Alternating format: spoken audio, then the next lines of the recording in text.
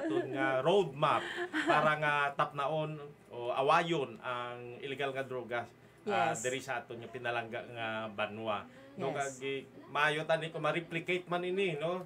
That's Sa right. iban pugid nga mga lugar hindi lang gid diri sa probinsya sa Iloilo kundi sa iban man nga mga kabanwaanan sa bug-o sining Yes. Pilipinas kay Ah. kung may ara kita nga functional nga mga badak, may ara kita sang roadmap nga ginasunod, Yes. ara ang pagmonitor kag wala Yes. naton ini ginapabayaan no ang mga programa naton sige-sige kay of course ang reality na digid man abi hindi naton ini matapna by way of anti-drug operation alone. Kinanglan naton diri nga i-educate ang aton sini nga mga pumuluyo, educate naton ang aton sini nga nagkalain-lain nga mga sektor sa aton sini nga sosyudad agud maintindihan nila kung ano bala ang ilaman sini nga manginrolyo sa sini nga kausa. Yes, amo ina ang purpose, sir, nga ang pag-PTD, may ara kami nga one of the program is the illegal drug awareness campaign sa mga nagkalain-lain nga mga kabanwahanan. Ako iya diri sa Santa Barbara, almost tapos ko na yung mga schools, kalibot. Ako man ang naga-discuss, ako man ang naga-lecture. So automatic na ina sa high school 6 days ako pag-abot ko gid from grade 7 to grade 12.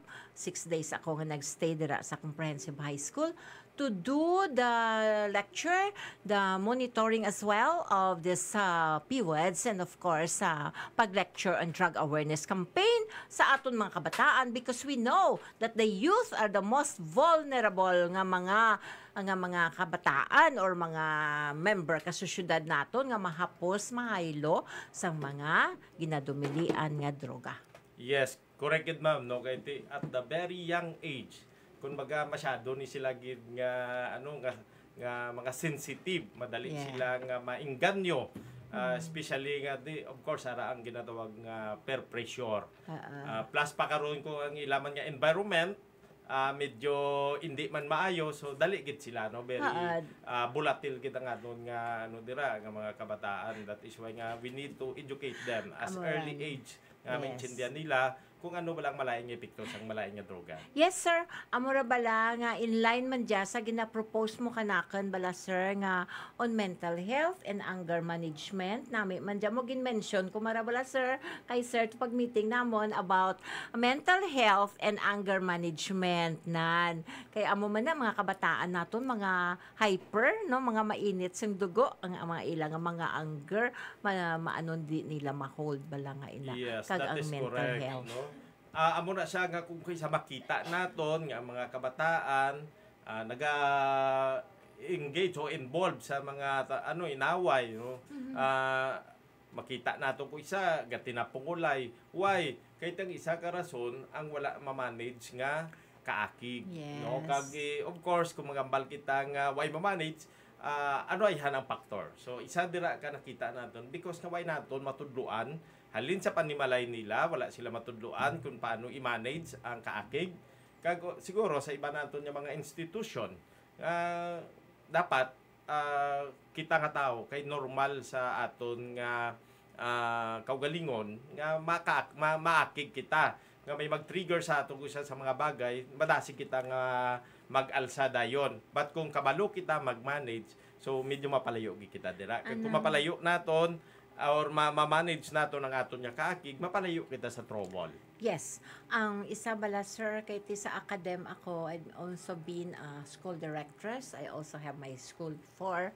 Ang tani bala, nang ma-include bala nila sa subject matter ginila sa health, sa makabayan or sa MAPE nila. MAPE, nga may ara gid nga subject matter nga i-discuss ang mental health kag ang mga anger management nga ina bala, Yes. sir mo sa adolescent kung naga-take up na sila sa adolescent pwede na nila ma-integrate gid mo and we can do that by approaching siguro sa mga principal or department head nga kung pwede ma-integrate ina. Yes, ma'am. Dako gid actually nga bagay no kay another nga challenge nga nakita pagid man naton sa subong ang mental health no. Kung isa ang kabataan because of why nila ma-manage ang ginatawag naton nga mental health nag-result sa hindi manami nga bagay. no. Amo gid nang isa ka dako nga ba nga anuman nga bagay nga we need nga mag-collaborate kag mag-implementar kita, mag-explore kita sang mga programa nga ma-develop or mano naton no, matawaan naton sang importansya, ma-educate naton, mapataas naton ng awareness, hindi lang gid sa mga adult kundi pati ang mga kabataan about mental health. Yes, sir. Speaking of kabataan, amo niya mga kabataan siling ko vulnerable ini sila sa mga paghaylo, sa mga malain nga mga elemento, especially on illegal drugs. Now, another thing is they are so much exposed to social media. Like for example, kabalo sila yung mag-imo-imo istorya, mga fake news, sir.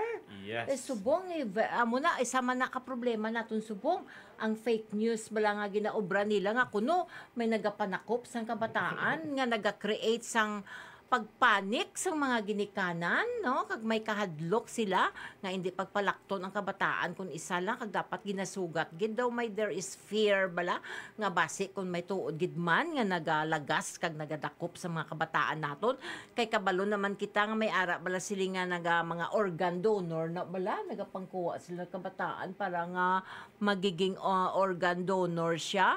Might be there is a truth in the matter, but mostly it's a fake news, sir. Matod gid na ma'am, kag gusto ko gid niya klaruhon nga diriya sa aton sa probinsya ang mga nagalagaw nga mga balita, impormasyon, especially sa social media. Ngati ang source diri kung sa mambal naton nga unreliable. Yes. Hindi matuod. Wala kita sang anuman nga insidente diri sang abduction or kidnapping. Yes. No? Even nga mambal naton nga ara pa lang sa attempted nga level, wala. No, ang tanan nga ini is product sa imahinasyon o kon false nga or sala nga impormasyon. Yeah. Kag no, hindi ko sa naton mama-deny nga ang kabataan, I don't know anong ilan nga motivation nga nagaabot sila sa punto nga nagapabricate sila o nagaimbento sila sa istorya. Yes. Kaya sila naging mismo ang nagakadto sa police station ka mag-report. You could imagine at the age of 11, 12, at a very, very young kung lang taon natin, do hindi tabala may imagine nga ma-afford nila. Obra sila, maimbento sila sa istorya.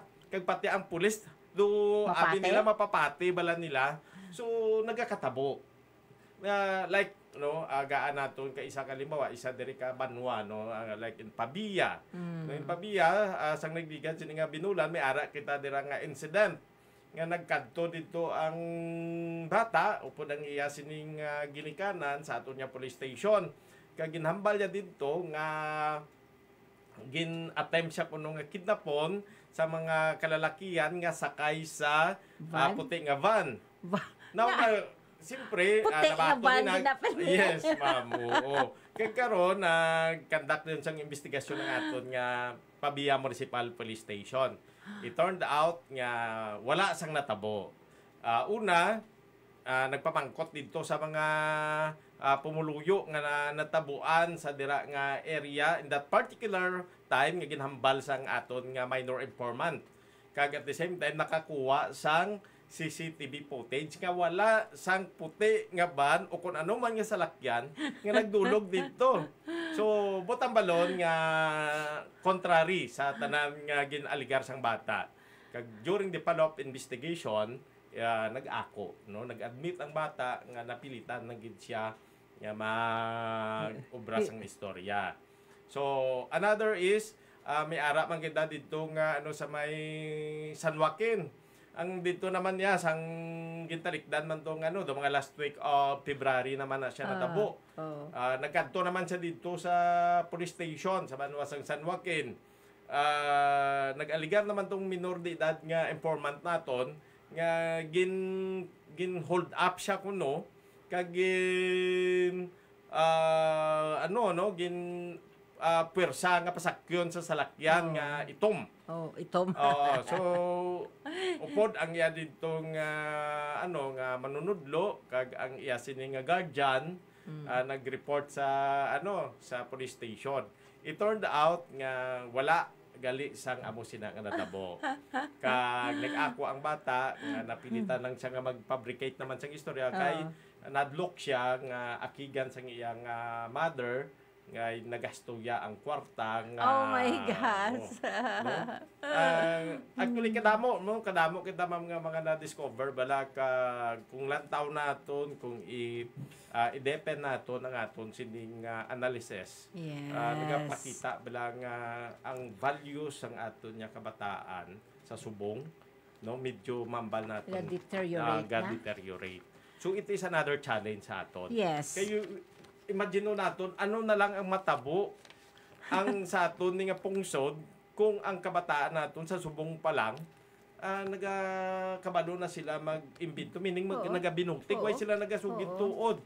So ano ba lang aton mga dapat diri buhaton? That is why nga we need another sang mga siguro programa especially nga like amon subong no sa amon nga bahin sa Iloilo Police Provincial Office ang isa sa gusto namon diri nga no is pasakaon namon ang amon sining information drive awareness drive no educate gid nato ang mga pumuluyo especially ang aton nga mga ginikanan kay di magambal kita biya ang pagdisiplina especially ang pag-instill sang ginatawag sining values sa kabataan naton. Ang may primary nga role diri is ang ginikanan. Ginikanan. So this is the reflection kung ano nga klase ka parenting ang ginaobra sa kabataan naton. Yes. Of course hindi nato sa pabasol kay ang iba naton nga mga ginikanan due to siyempre pamigado di sa aton why isang obra sini nga sudlan so kapilitan nga mag-abroad no.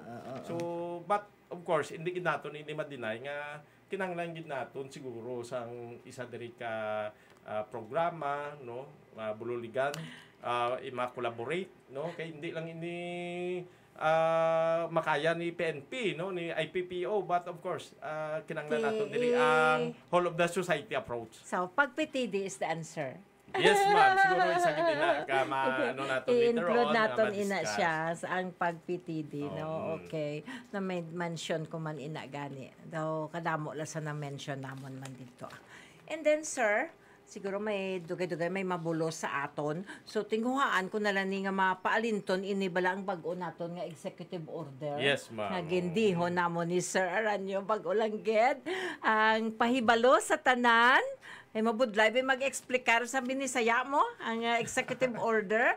May executive order nga gindihon ang aton pinalangga nga mayor para maka-implementar kita sa pagpanakop kadyang mga open pipes, okay?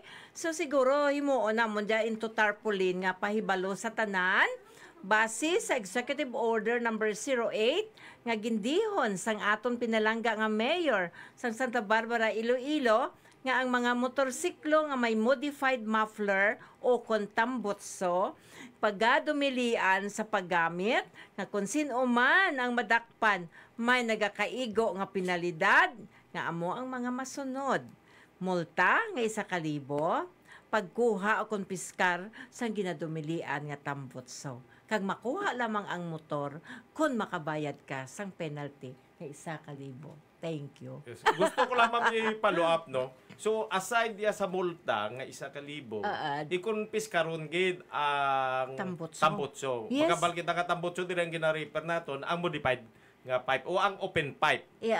Oo, kay ti ang open pipe gid man abi, siguro ti hindi man lang kita ang nakatulupangot nga sobra gid tagahod. Wow. Actually kadamo gini ka mga complaint ka nabato naton nga especially no sa mga elderly naton. Nga ti once nga ma-disturbo gani ka kagahod ang ila katulugon hindi na sila dayon makatulog na. Yes. So tanda gid no sa tanan nga mga motorista dira o kung may mga kabataan nga mahilig magamit sa open pipe, so i-advise yun na sila kay nagkuha lang gid kamo dira sang gasto kay pagakumpis karon ina sa aton sini nga mga kapulisan including ang aton nga mga traffic enforcer sa Pagwasang Santa Barbara. Yes. Tama gid ka vigilant ang aton Municipal Public Order and Safety Office sa pagpanguna ni Sir Podadera ag amo man ang sa traffic naton kag especially ang aton kapulisan sa pagpamuno ni Police Captain Rafi Siniere, sir. Shout out lang gali no kay Sir Podadera kag of course aton nga Chief of Police ang Santa Barbara Police Captain Rapi Senyeres. Yeah, so blessed kita sa aton madak and the PNP and impos sa mag-PTD hour nga giya ang aton nga PIO ang manog pamaba ang Iloilo Police Provincial Office nga na-update kita kang tanan-tanan man nga accomplishment nanda giya sa probinsya kang Iloilo. Amo dia ang namigid kay rapit kita sa headquarters. So, thank you so much gid sa aton nga dinapit nga bisita. Kaya hindi lang dati koon nga kadya lang. Way sige-sige man dya because we will be dealing with mental health and anger management as well. Not only on illegal drugs. Because mental health and anger management go hand in hand with the fight against illegal drugs. So, your parting words, sir, sa mga taga Santa Barbaranhon, Gia. Una, gusto ko gid magpasalamat uli sa oportunidad nga ginhatag kag sa tanan naton diri nga mga kasimanwa sa Santa Barbara, kag ang tanan naton sini nga mga local officials, kag ang tanan-tanan naton diri nga mga kapulisan, kag mga force multipliers naton, mga barangay officials naton, yung mga barangay tanods nga ara gid nga naga-suporta sa aton nga mga programa para nga ma-ensure naton ang kalinong kagataway. Rest assured nga ang inyo sini nga alagad magabalik naman diri sa programa sa nga aton sini nga mag and pag PTD hours para nga ma-update naton ang aton sini nga mga pumuluyo. So once again, in behalf of our Provincial Director, Police Colonel Bayani Manuel Rasalan, kag sa bug-os nga mga Ilonggo Caps, kami nagapasalamat gid sa imo Ma'am Joso sa tinion nga ginhatag sa amon. Okay. Good morning. Yes, sir. Sa amoyad to ang aton nga dinapit, Police Major Aranyo, ang aton nga PIO sa Iloilo Police Provincial Office.